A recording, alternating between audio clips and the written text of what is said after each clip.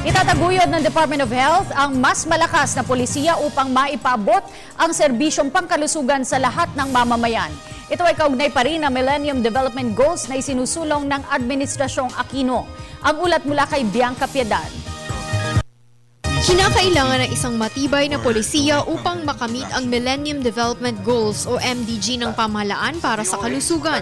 Dahil dito kinukonsidera ng Department of Health ang mga rekomendasyon upang tugunan ang mga isyu ng kalusugang pangkalahatan o KP na pinangunahan ng National Institutes of Health o NIH ng University of the Philippines, Manila.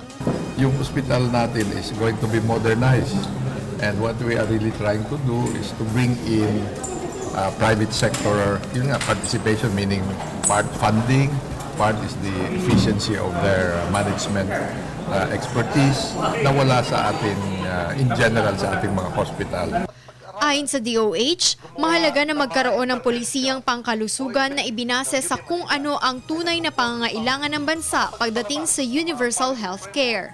Kabilang sa maisasaayos ng health policies ang pagpopondo para sa mas dekalidad na infrastruktura, pasilidad at human resources na magagamit ng mga doktor at mananaliksik sa sektor ng kalusugan upang makapagbigay ng maayos na serbisyo lalo na sa ordinaryong mamamayan. Research certainly, is, as was mentioned by the Secretary, is the foundation of credibility and advancement for any country.